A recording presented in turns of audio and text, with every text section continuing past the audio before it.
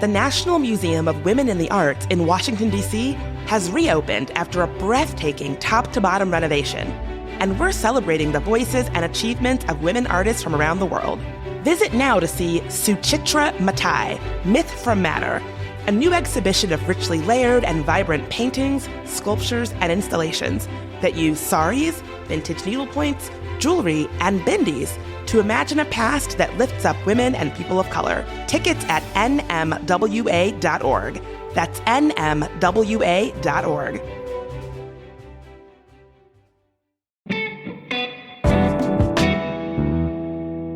Today on CityCast DC, in 1991, violent protests erupted in DC's Mount Pleasant neighborhood following a police shooting. To filmmakers Ellie, Walton, and Quique Aviles, the events, they call them an uprising, were a coming of age for Washington's Latino community. But today, the neighborhood is much transformed, and a lot of people don't remember what took place. With their documentary about the protests about to be rebroadcast, Ellie and Quique are here to explain what happened.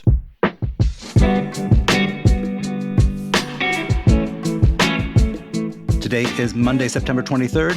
I'm Michael Schaefer, and here's what DC is talking about.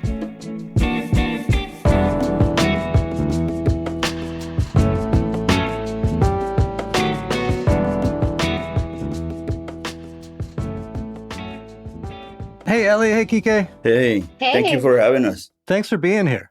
So a lot of Washingtonians don't know about the protests that took place following this police shooting on Mount Pleasant Street in 1991. Can you tell us what happened? Yeah, so I was 9 years old. I grew up about a block away from where it happened. And basically, Daniel Gomez was at Don Juan's restaurant. And then there was a fight that kind of spilled into the street. And the cops were called. And then he was shot.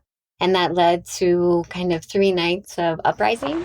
This is an Eyewitness News special report. In the district's Adams, Morgan, and Mount Pleasant neighborhoods this evening, a curfew went into effect at 7 o'clock. There have been plenty of police on the streets all day here in Mount Pleasant. And right now, just down this hill, there are 200 more officers standing by just in case. So I remember, walking up right after he was shot. He was taken away in the ambulance, and pretty quickly a crowd gathered.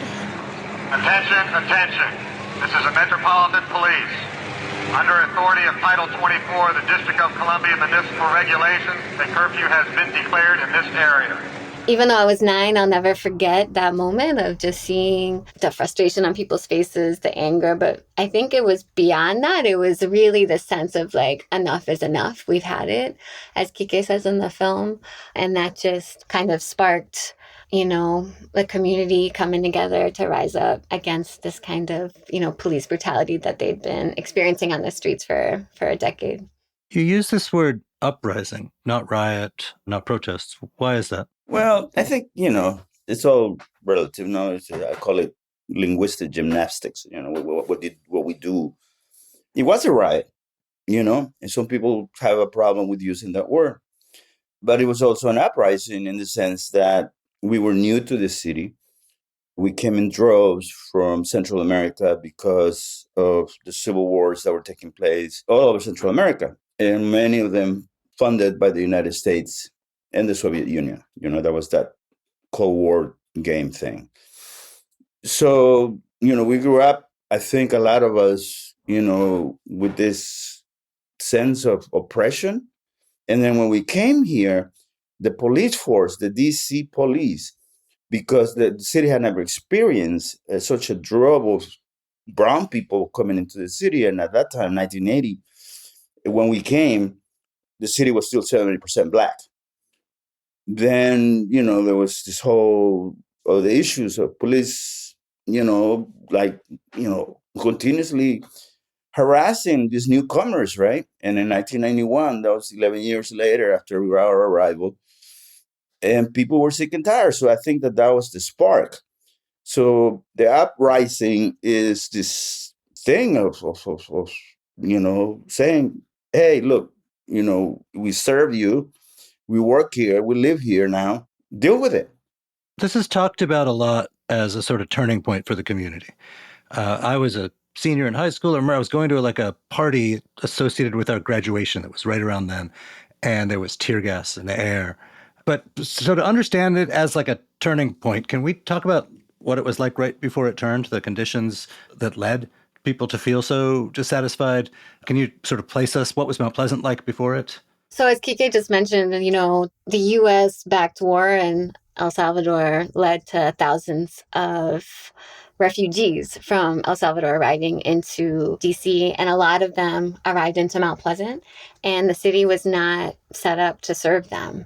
So even though they were dropping bombs and causing this exodus, they weren't prepared to take care of the people that were running away from that war. And so the housing conditions were pretty dismal in the sense of like overcrowding and not really supporting the families that were coming. And I think late 80s is when a lot of white folks started coming into the neighborhood. There were also a shift in terms of the policing, in terms of the phone calls because of, noise on the street. And I think that there was a shift in terms of the dynamic between how the police and the community were like their exchange. And so I think there was a boiling and boiling as, young people, a lot of folks from the Latin American Youth Center, which was, right on the corner. It was like 16th and Irving and Columbia. So there's a hub of young people, and young people, would hang out on the street. And I think that there was just, week after week, so many incidents of young people being dumped when they were just hanging out.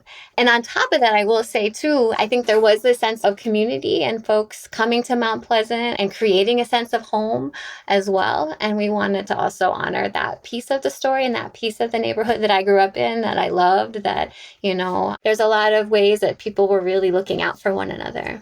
I'm curious, we'll come back to like 1991, but just to explain, D.C. historically has never been a place that had it was not like a melting pot city like the northern cities that had lots of immigrants. It's not close to the border. And, D.C.'s understanding of diversity up to that point was like, well, we got white folks and we got black folks. Why did the Salvadorans who were coming to the United States and wanted to get away from civil war, why did they come to Washington? And then within Washington, why, of all the neighborhoods, Mount Pleasant? Well, I think word of mouth was, somebody had a cousin, like my mother had been here since 1969.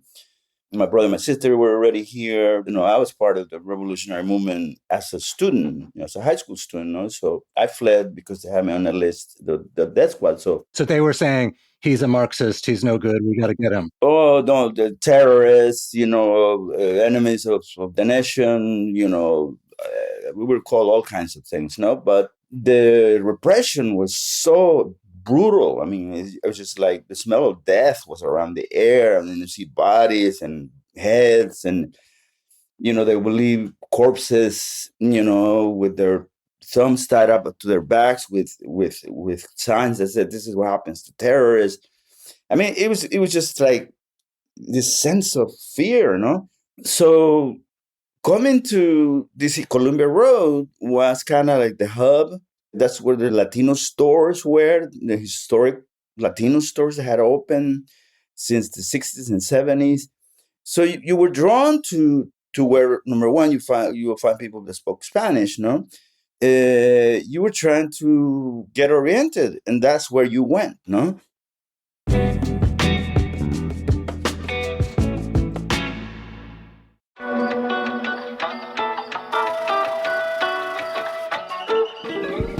Paint Care is all about keeping it simple for district residents.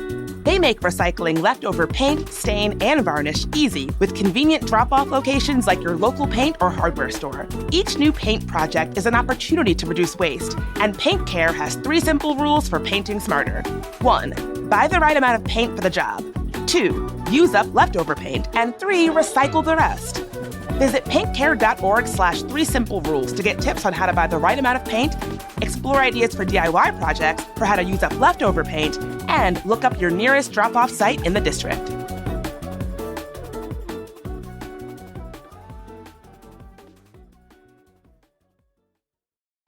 The National Museum of Women in the Arts in Washington, D.C. has reopened after a breathtaking top-to-bottom renovation. And we're celebrating the voices and achievements of women artists from around the world. Visit now to see Suchitra Matai, Myth from Matter, a new exhibition of richly layered and vibrant paintings, sculptures, and installations that use saris, vintage needlepoints, jewelry, and bindis to imagine a past that lifts up women and people of color. Tickets at nmwa.org. That's nmwa.org. I've got some exciting news for you theater lovers across D.C.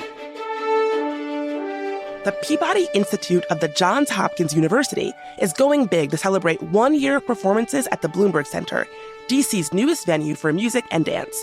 They're putting on a bunch of free shows this fall. I'm talking orchestra, jazz, and opera performances, all presented by talented Peabody faculty, students, and alumni. So for example, at the end of September, I'm really excited about the Polyaspora Festival, which centers Black and Brazilian perspectives in contemporary music. Or in October, there's the Democracy Day show. It's all happening at 555 Pennsylvania Avenue. And again, believe it or not, this is all free. But tickets are required, so explore the full concert calendar and reserve your spots now at washingtondc.jhu.edu.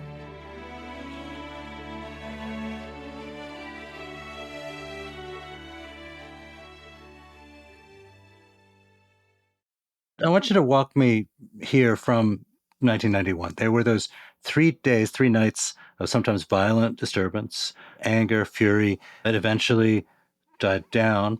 What happened next? Like, what was the effect of all this on the district? There was a civil rights task force. I mean, we made it to the front page. I mean, we were a national story, on TV. So for the first time, the spotlight is on us, and this was a chance to say to the city, "What's up?" So the mayor sat down with all these leaders. A blueprint was conceived through a lot of community meetings. More funding came through for the community agencies that were dealing with teaching people, how to speak English. Women, that were pregnant. I mean, all the things that human beings need, And there was some simple stuff like hire some dang cops who speak Spanish. Right. But that was a double-edged sword, because they went and hired Puerto Rican cops from New Jersey and Puerto Rico and brought them here. And these dudes, they looked down on us. So we were like, to hell with you. I mean, now the police, the DC police force has a lot of Salvadorian Americans, I mean, at that time, there was one Salvadorian woman that was captain, Maria Alvarenga, and she was involved in the whole negotiations and stuff. But most people said, a violent statement has been made. And we were also forced to, in a way, relive what we had lived in El Salvador, tear gas, bullets, seeing the cops with the batons and the riot gear. I mean, and then the helicopters so I think internally, for those of us that had experienced all that, violence from the military and the police forces in Central America, it was kind of like we rekindled that something. And there were moments, I think, when we felt that we thought we were done with this, and here we are. One of the ironies in watching your guys' movie is, this is the shooting, its aftermath, the various promises of inclusion that are made after that are portrayed as accurately, I think, as sort of a key turning point for a community. But it's also, the bittersweet part is these neighborhoods along Columbia Road, Adams Morgan and Mount Pleasant, are now very, very expensive neighborhoods where, people immigrating to Washington can't afford to live. And I don't think they're geographically the epicenter of the Latino population in the DC area. I'm curious if you guys still live there. No, I can't afford to live there. I can't. And it's a wild thing. You grow up in a neighborhood and then you kind of come back and try to start a family where you grew up, and there's no chance. Like, I live in PG County, and But I will say, though, that for a lot of the Salvadoran community, like the stores are still there, even though a lot of the people have been kicked out. A lot of the bodegas are still there. There's a lot of restaurants that are still there. Heidi's is still there. Don Juan's is still there. So, I think there is this sadness of being kicked out. And also, I think there is this continued sense of like resilience and resistance and claiming. And, there are still, the Latino Economic Development Community, which was one of the organizations that was started right after the uprising. They are in those buildings fighting for tenants to buy buildings. So they've been able to purchase a couple of those buildings in Mount Pleasant. And so the fight is still on, and I think the film is as much, trying to reveal the injustice, but also to celebrate the way that we're still coming together and we're still fighting. So I think one of the things that we're trying to do with these films is to try to incorporate some of this stuff into the curriculum, because there's no sense of the Latino history. There's not one sentence in the DC history book that is mandatory to graduate from high school here in Washington, D.C. There's not a mention of us. So I think part of what we're trying to do by making these films and having these audiences is saying there's more to us than what you might think. Hey, when you guys have taken this film around, I'm curious about the reaction, because you've said a lot of people don't know about it, and I'm curious as to why that is. That's a deep question. So, when we were coming up on the 30th anniversary of the uprising, and I remember walking down the street in Mount Pleasant, and I was talking to somebody, in line to get a really fancy cup of coffee, and one person didn't know about it. Another person looked at me and said, "Oh, that was just a bump in the road of this neighborhood. Like, it didn't matter. It was a black cop. He was drunk." I think there's been ways that sometimes these incidents get kind of tucked under. They get individualized. They get, there's excuses made for why they're not connected to the larger history of police brutality and systemic violence. And I think that's part of it. And, when we've gone to schools, we've gone to colleges, we've shown this film almost every year on the anniversary at the intersection where he was shot. And I think the response has been, a lot of people, kind of seeing themselves in it, like a lot of Salvadorans, next generation folks who, grew up here, their parents came here, their parents may have been on the street that day, but that story wasn't passed down. And feeling that sense of like, oh, that's me, and I need to now go talk to my parents about what happened. And then a lot of folks coming to the neighborhood who are just thankful for knowing the history that's like they walk every day. But as Quique said, part of the intention of the film is also to get it into the schools and get it into the history books, because, the film not only is set in 91, but it also goes back to 1980, to the bombs that were dropped in El Salvador, and then fast forwards to 2020 and during the George Floyd protests here. So it's all about making those connections to the larger history, so that, this incident that people have tried to tuck away gets reconnected to this larger kind of movement. And I'd just like to add to that is just that I think we've touched a nerve.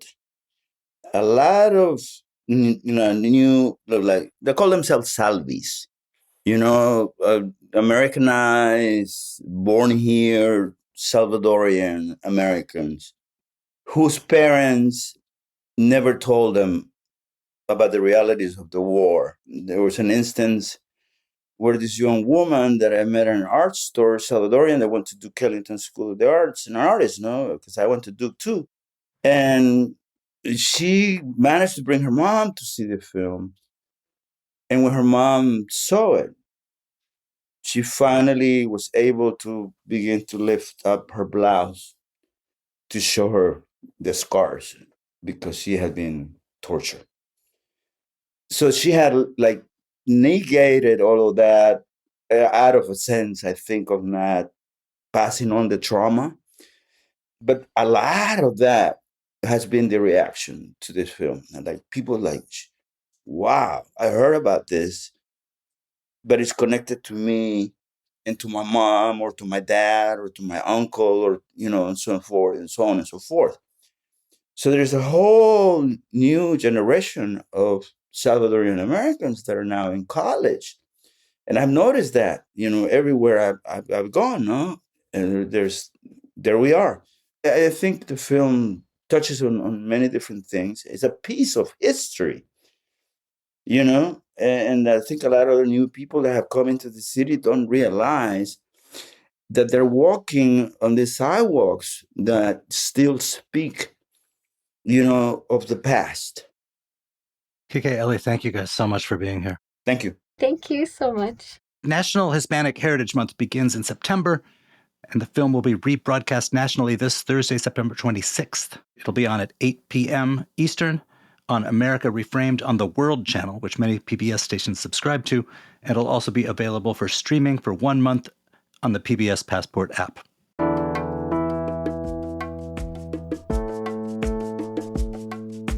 And that is all for today here on CityCast DC. If you enjoyed the show, why not tell a friend, rate the show, leave us a review, and subscribe to our morning newsletter. We'll be back tomorrow morning with more news from around the city. Bye.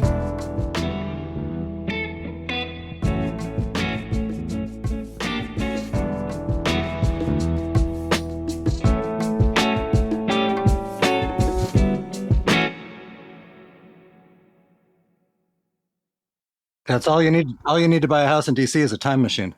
Exactly.